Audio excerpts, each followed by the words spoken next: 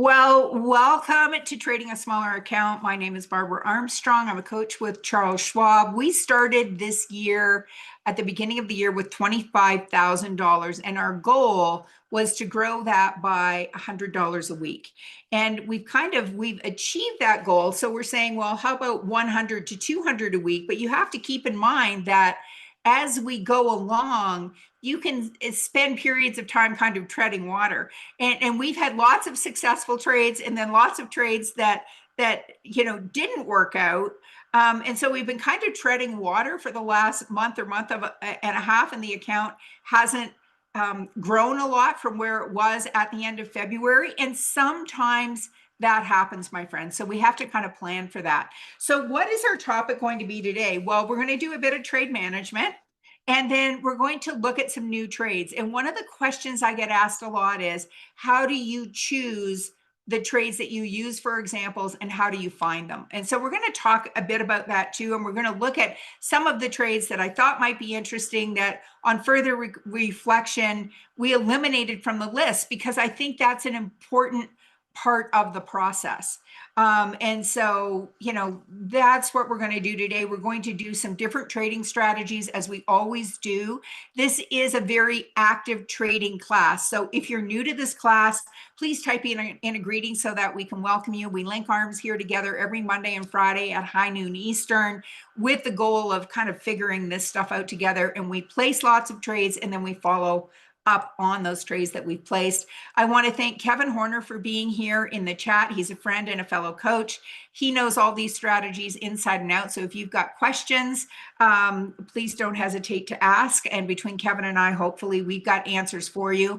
I want to thank also the usual suspects who show up here all the time. Many of you I've had the privilege of getting to meet at in-person events, and it's just a pleasure to get to kibitz with you in the chat. You guys always bring a lot of positive energy. So to JV and Sharon and Debbie and Elizabeth and Will and Jay and Josh and Jack and Chris and KH and Alfred and Life in the Fast Lane. Like, some of these names are really great, aren't they? And Charles and Dominique and Tom and the rest of the gang. Thank you all for being here. Much appreciated. So if you're not following Kevin and I in the land of X, you are missing out, my friends. Kevin posts a lot of charts. I post a lot of various and assorted things. I usually start the morning with something inspirational or motivational. And I'm, my goal is to post some type of chart thing every day. I post all the mini sessions there. I just did a new one on the Market Watch tab. So that's there. On Friday, I also did a long call vertical example trading plan, which is now in the mini session playlist. So I posted that on X. You can go to the trade management mini sessions. If you haven't subscribed, bottom right-hand corner to the Trader Talks channel from Schwab Coaching, you'll want to do that also. And so to those of you that are new here, welcome. Appreciate you being here. And yeah, this is a great community. So you've stumbled on to a wonderful place. And if somebody recommended it, you should give them a little thank you. So know that we do a lot of options in this class. Options carry a high level of risk, aren't suitable for all investors. We use the paper money software application on the thinkorswim desktop platform, which is a great place to learn and figure things out. Kevin Horner does a fantastic Trader Talks 4 out of the 5 days of the week. 3 of them are archived. Monday, Wednesday, and Thursday are archived. So I have really cropped down my market overview as a result, because you can go and get a really great market overview from Kevin.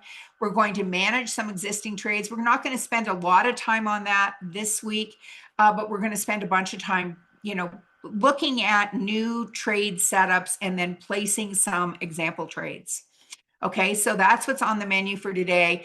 If you have never been to an in-person event, this is how I got into the world of investing and trading personally. In 2008 and 9, like everyone else, I had totally delegated the managing of my money to another person. And I knew there was a way to make money as the market was falling. I just didn't know how. So I was, what I would like to say, consciously incompetent and looking for education. And when I found this, I was so excited. My car could have about driven itself home.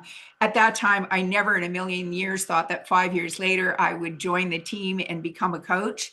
But I have loved every minute of it. And I've been doing that for 10 years now. So, but it's all started with a live event. Our first market drive of the year is going to be in Chicago on May 16th.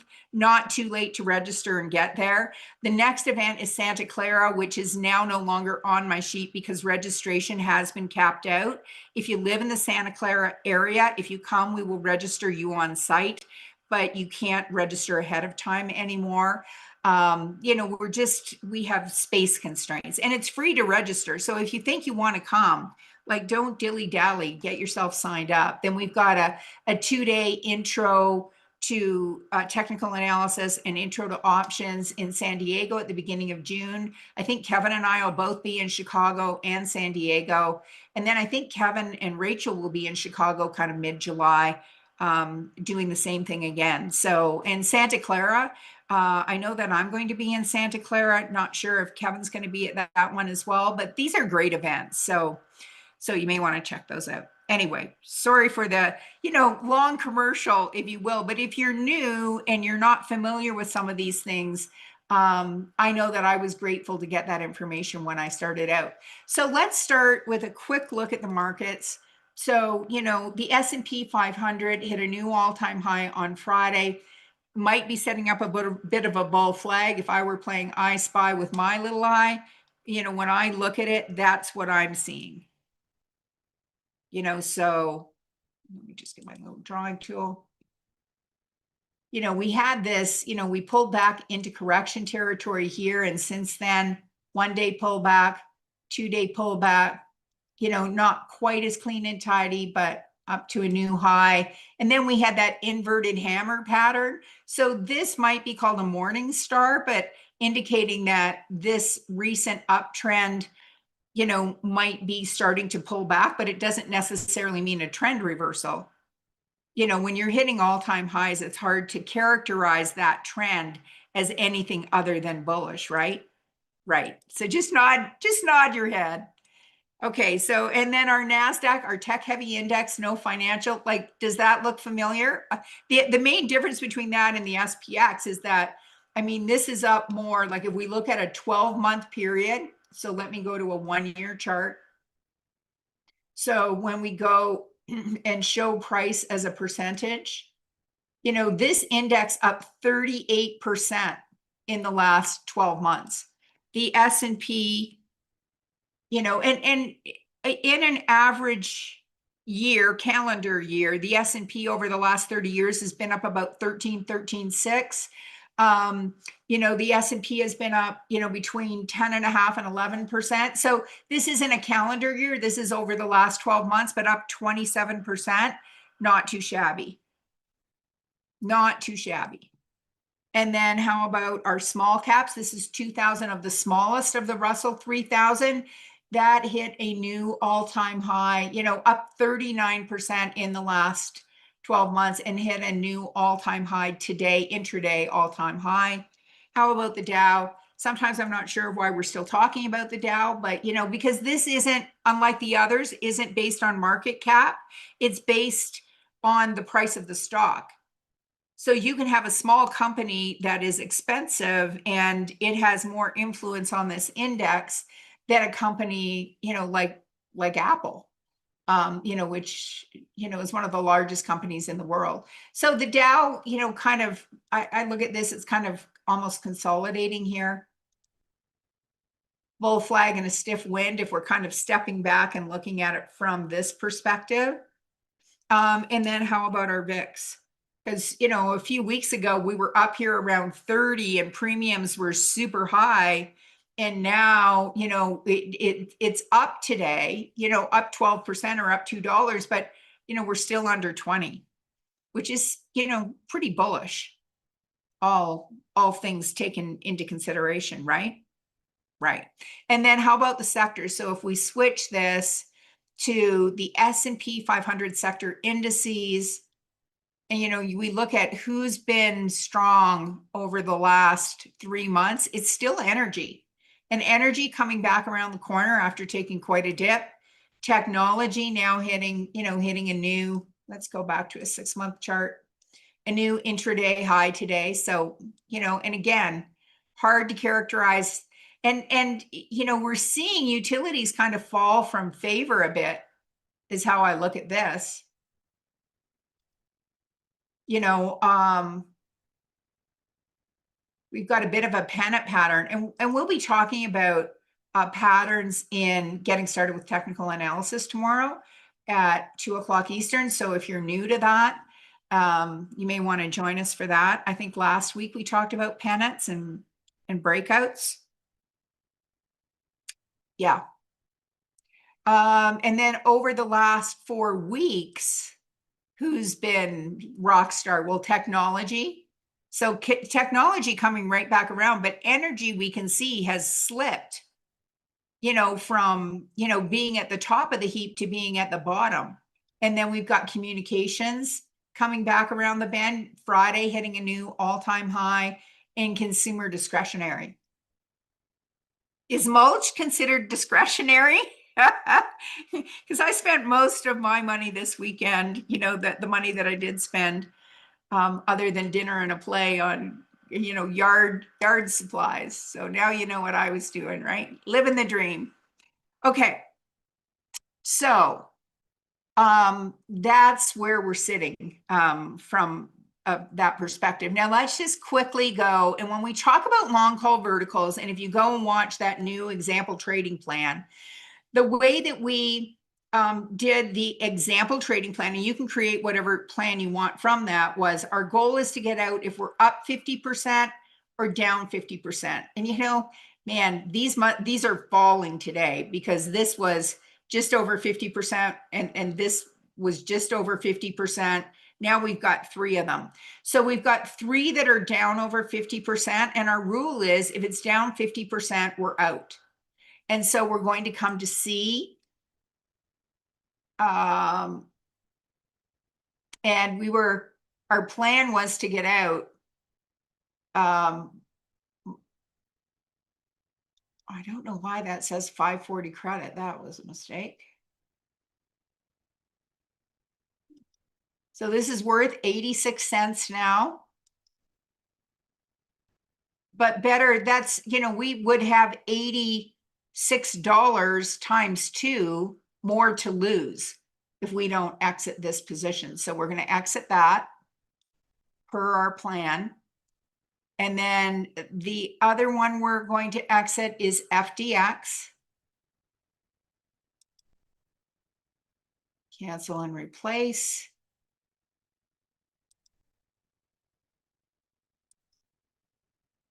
And I'll make sure that these get filled. They don't fill immediately.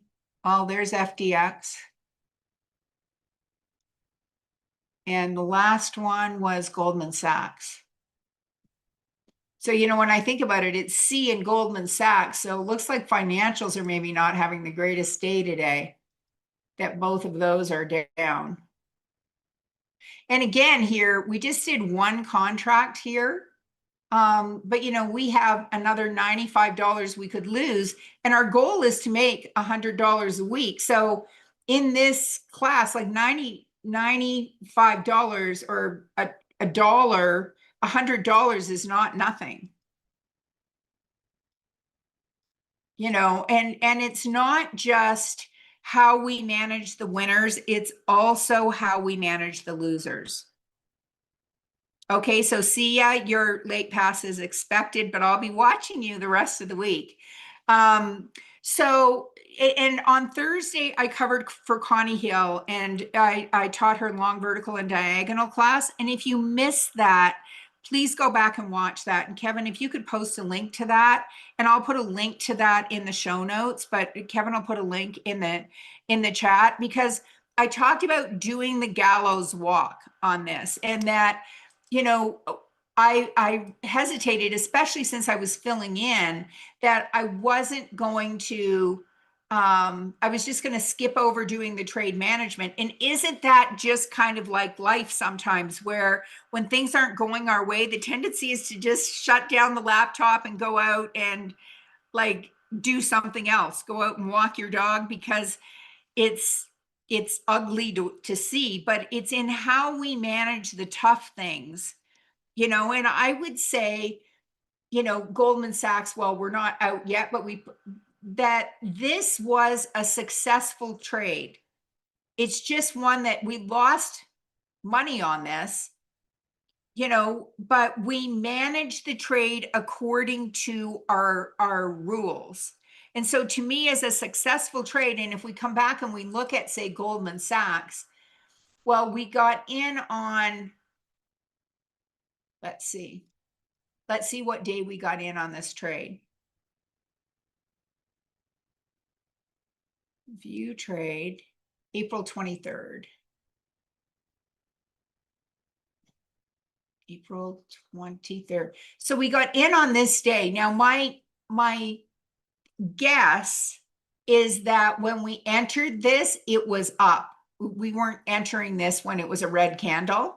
And so given that we say, because at one point it was up here, that if the entry was valid, then it started going in the wrong direction. And look at today, big red candle. So if the entry was a valid entry, and then we got out when we said we were going to exit, then if we followed our rules, we position sized appropriately, so we weren't risking more than we could afford to risk. It was just a trade that didn't make money. And sometimes that happens. And sometimes you'll have 3 or 4 or 5 trades in a row that will go that don't make money. And the first 6 weeks of this year, or the first 2 months, it didn't seem like we could do anything wrong. And it's when you have 8 or 10 or 12 or 15 trades in a row that go right, that's when you should be afraid, be very afraid, because then you start thinking like, well, I'm obviously brilliant, I've got this button down. And that's when we start taking liberties. The tendency is to at least want to take liberties with our position sizing, and then some world event happens and things pull back, and now we're in a world of hurt. Okay, so position sizing, it's not a guideline. It's kind of more of a rule. And I've told the story before about my son when he was in preschool. We were driving home one day and he said, I realize I'm in love with both Jason and Kelly, this little girl, Kelly, and this little boy, Jason, and I'd like to marry them both. And I said, well, the good news is you've met 2 people that you really like, but you're going to have to at some point pick, because you can only marry one person, but you've got lots of time. Like, you don't have to rush it. You're 4, and he's kind of silent. And then as we're driving up the hill, he says, Mom, is that a rule or just a guideline? And it's like, well, in this country, it's kind of a rule. And there are some rules we can't break. And our position sizing is a rule that we don't break. We don't say, well, this is such a sure thing, we're going to risk $1,000 instead of 500. Because why would we place any trade if we didn't think it was going to work out? If we're placing the trade, we think that it's going to work out for whatever reason, right? So anyway, I'm getting off my pedestal now, okay? So let's spend the rest of the time looking at new opportunities. So ADP. So if you're not familiar with this company, automatic data processing, well, that gives us a clue, but it's part of the industrial sector, okay? And it provides cloud-based human capital management solutions worldwide, founded in 1949. So, it's been around for a long time. And I'm actually surprised that that's in industrials rather than the tech sector. But when I first looked at this today, we're on the other side of earnings. So that's bullish. It beat on earnings. It gapped up on earnings, but now it's kind of going sideways. And we now have this, well, and this is where the art of technical analysis comes in, because some might say, okay, is this a hanging man? Or is this or a shooting star, which is a bearish sign when it's at a resistance level or at a ceiling, Or in fact, is this all the pullback we're going to get? And is this an inverted hammer at a support level? And so if you are not sure, then what do? We take one hand, take the other hand, and we sit on them. Or we put it on a watch list to check again tomorrow. And, and so if it pulls back again, well, then this wasn't, this was a hanging man if it pulls back again. If we get a close above the high of the low day tomorrow, well, then this is a bullish entry. But if you go and watch the trade management mini sessions, the shorts, there's a short one on inverted hammers. There's a short on shooting stars, like short videos. They're like 2 to 5 minutes long. It'll say this candlestick, whichever one it is, requires confirmation. And so one of the comments I addressed that, somebody watched something in the archives was on C, and they, on this day, they saw this candle pattern and said, or this one on, I think it was from Friday, and said, do I wait for confirmation or go ahead in and place the trade? Well, whether it was this day or this day, if you were waiting for confirmation, you didn't get it. So sometimes these technical analysis guidelines or rules can prevent you from placing a trade that turns out to be unprofitable. And I didn't create these trading, these technical analysis candlestick pattern guidelines. I mean, they have been around for centuries. So there we go. Long before the stock market was a thing, it was rice. It started with. Okay, so that was ADP. So we're going to wait on that. How about Autodesk? Okay, so when I first looked at Autodesk, I think, well, this looks interesting. We've got earnings coming up, but we got a hot minute. It's not till the end of May.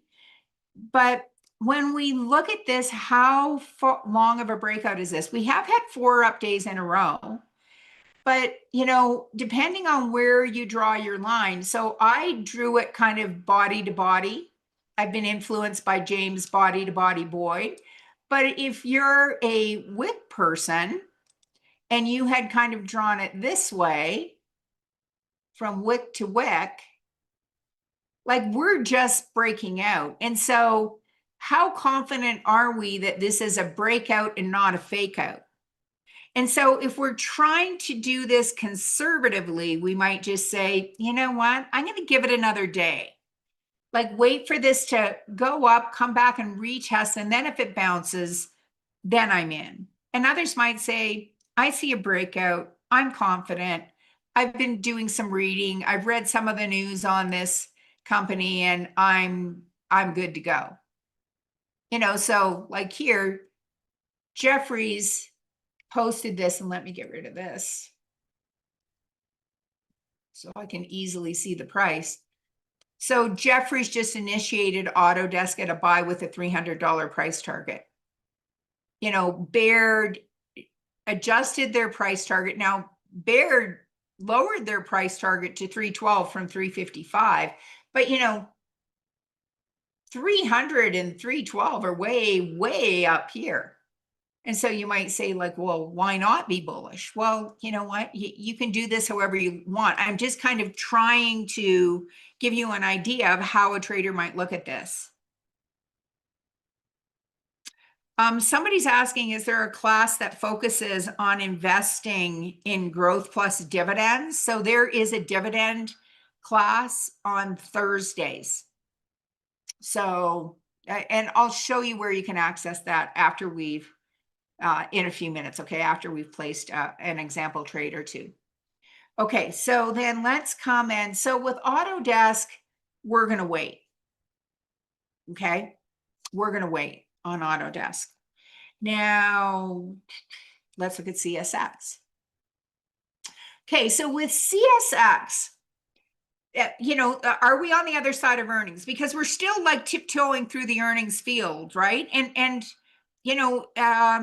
if we're trying to trade more conservatively, we might want to avoid placing a trade right before earnings. And we have 100 companies, big companies, that coming with earnings this week. It's another big earnings week. So we're on the other side of it.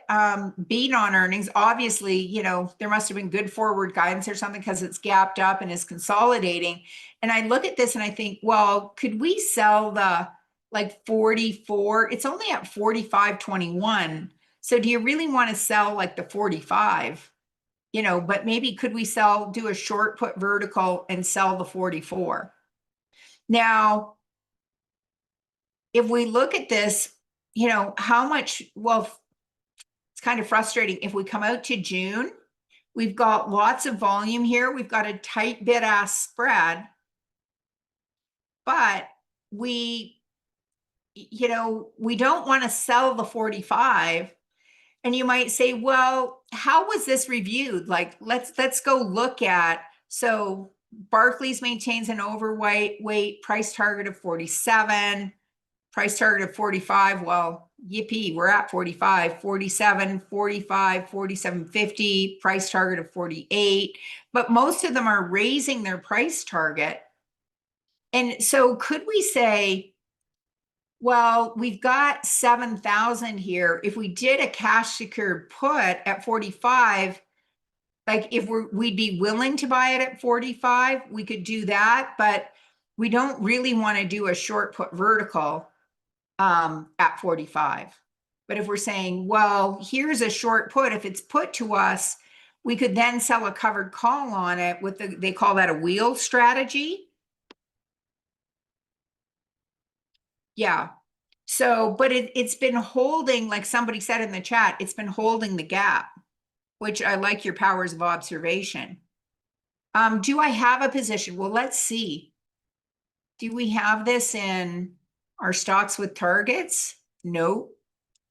Do we have a buy right on that? No. So we don't own this stock.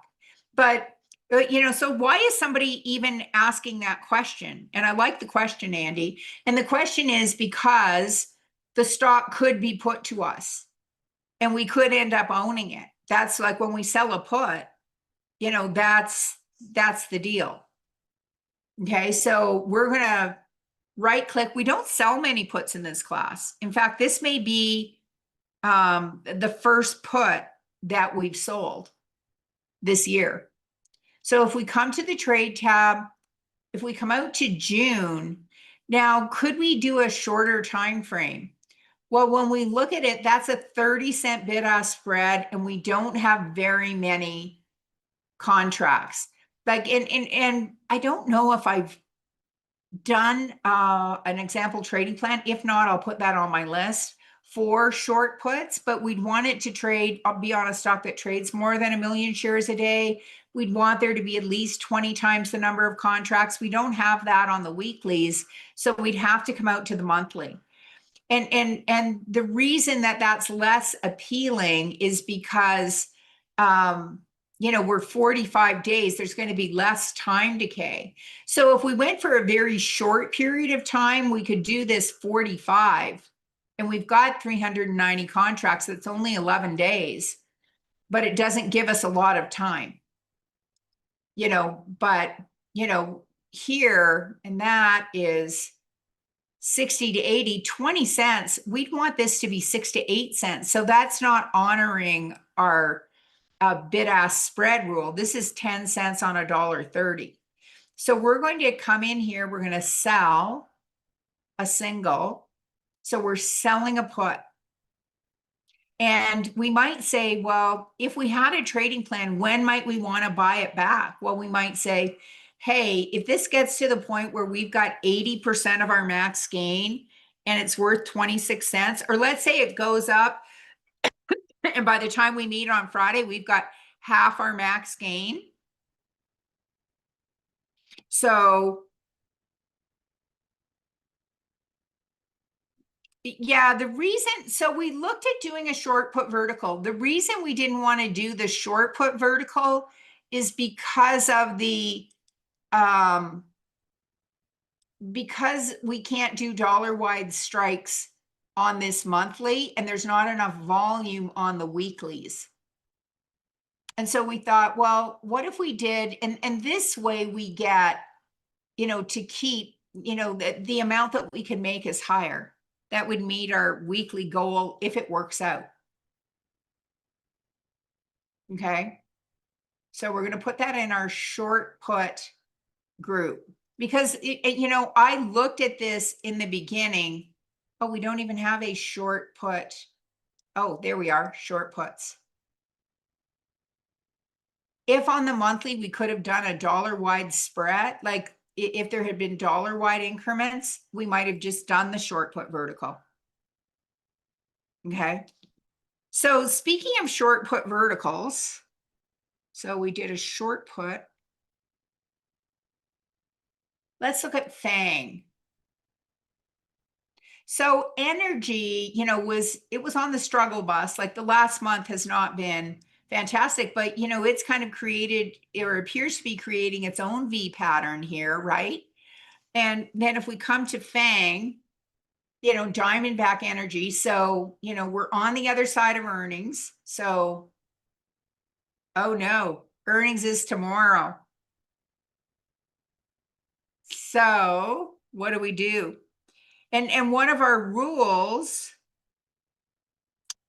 oh, Debbie, you're right. So our max loss on that would be if CSX went to 0. So on Friday, I'll go in and we'll cancel the other target and we'll put in another exit for that. Good point. Okay, so FANG, we've got earnings. So we're going to wait on that. PANW. So PANW, we do have earnings coming up June 2nd. So we've got some time. And we saw a bit of a, maybe this isn't in the ideal place, but we saw a bit of a, inverted head and shoulders or cup and handle-ish, but it was basically, consolidating.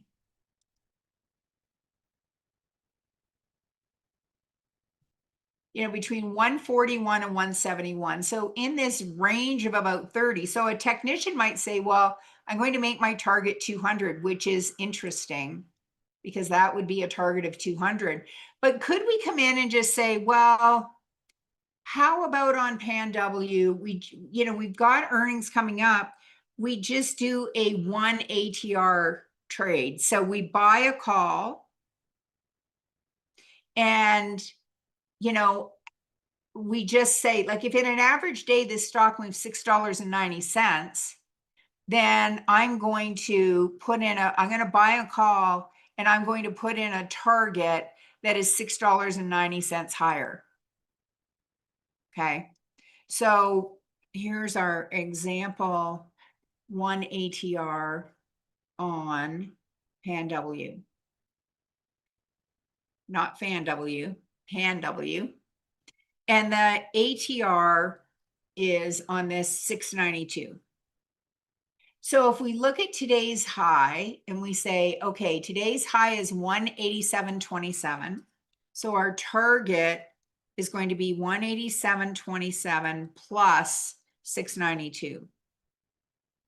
And I guess before I go doing all this extra math, I should just make sure there's enough volume on these, on the stock and on these options. But let's assume there is.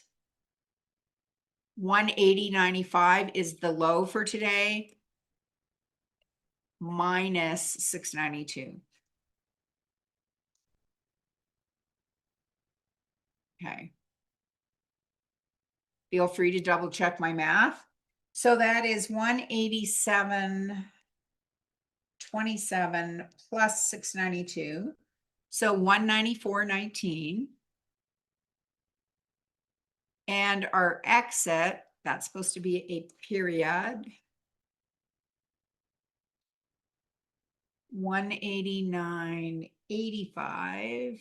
Okay, that can't be the exit. 180.95. Sorry. God, it must be Monday. 180.95. Okay.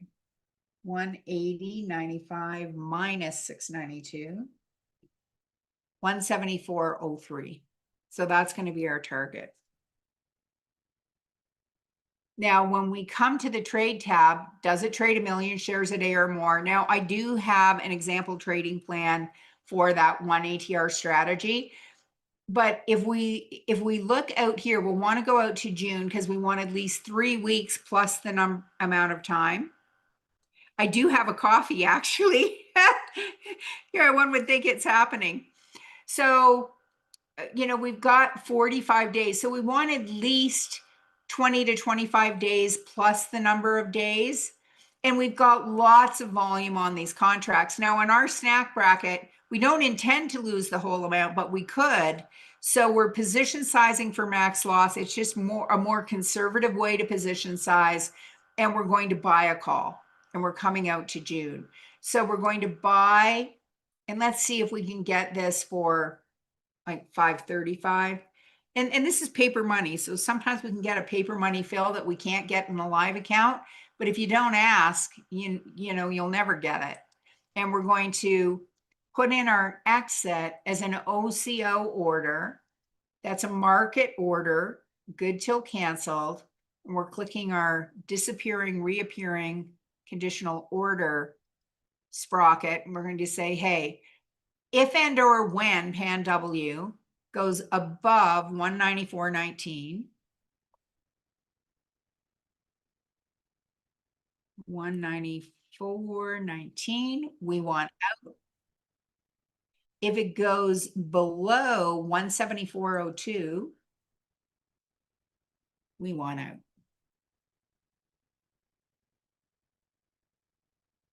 Okay.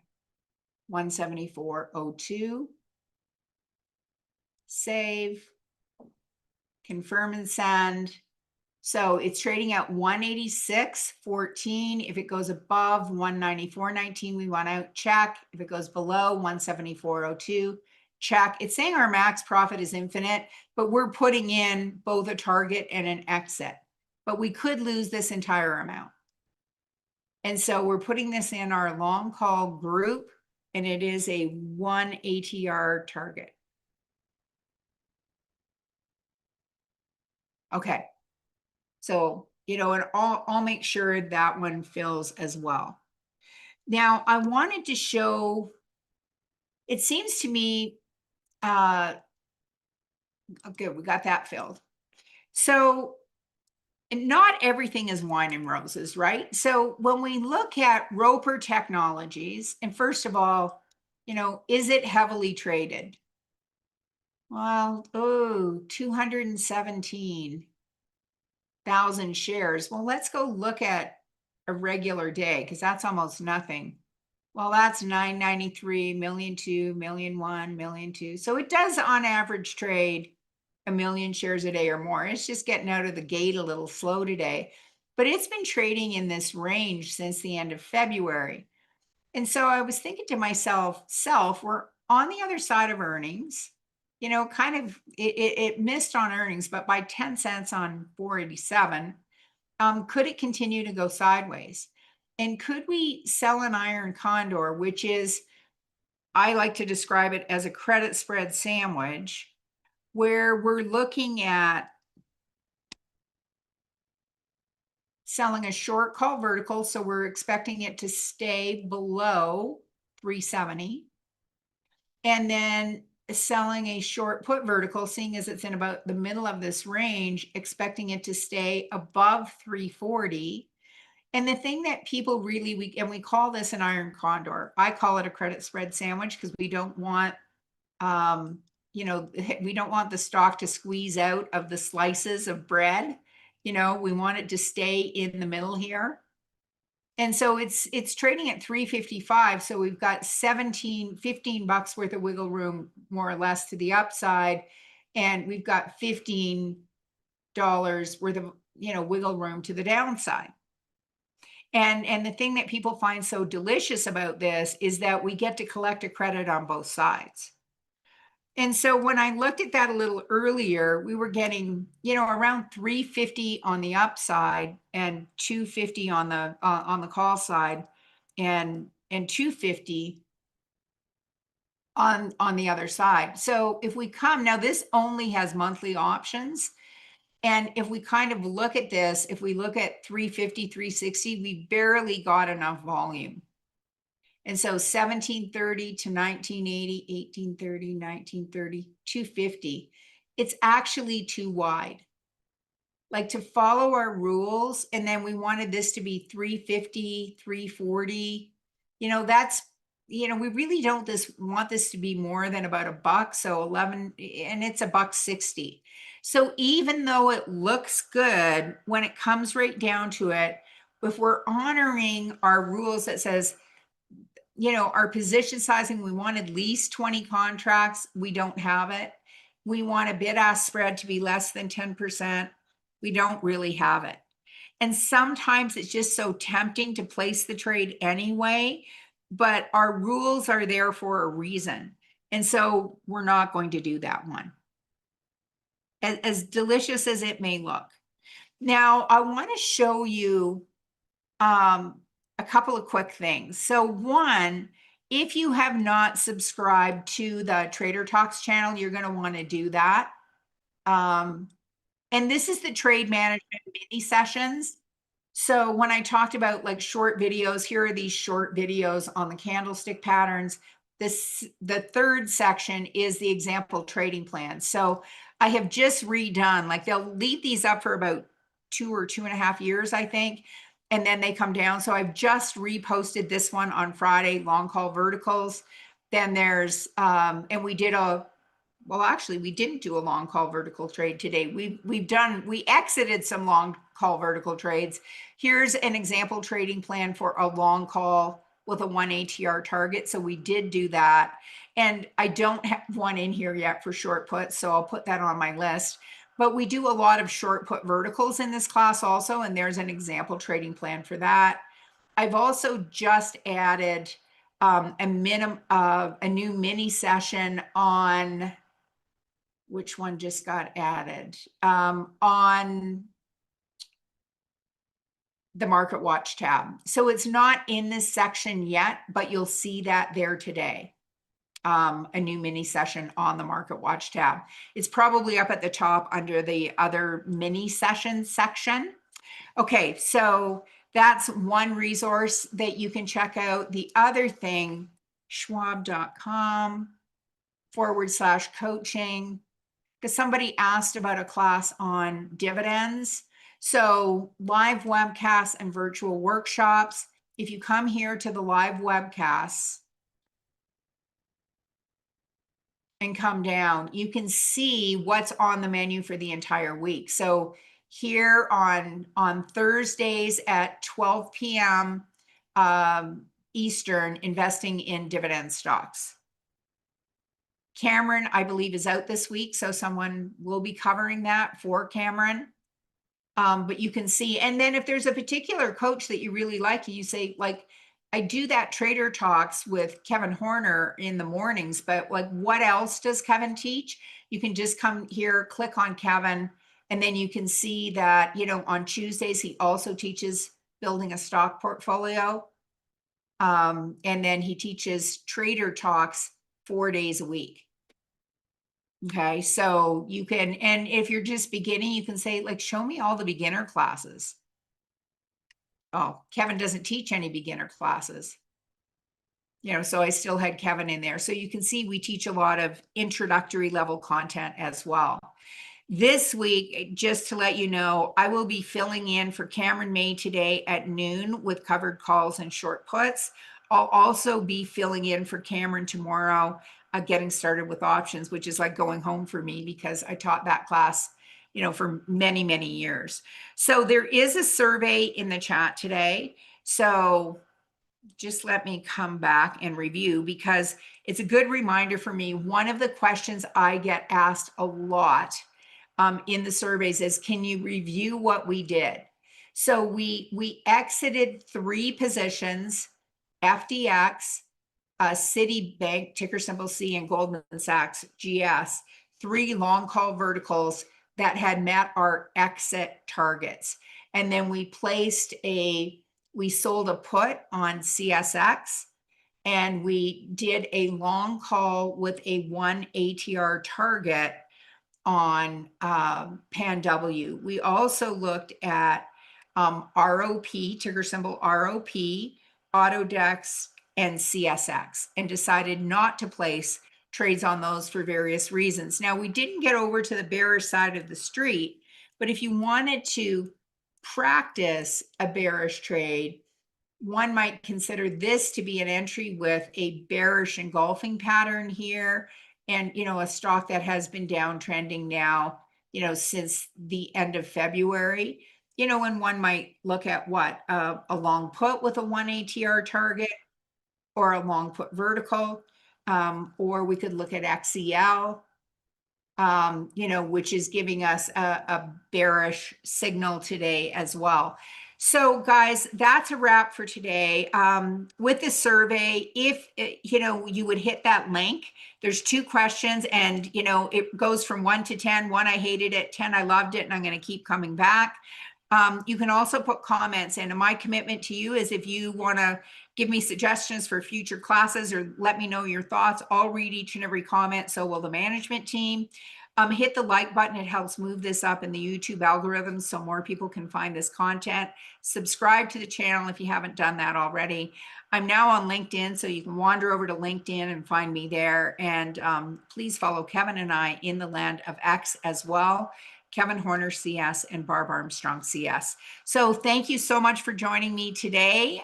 Stay well and stay tuned. James Boyd is coming up next with trading technical indicators. Thanks. Bye for now.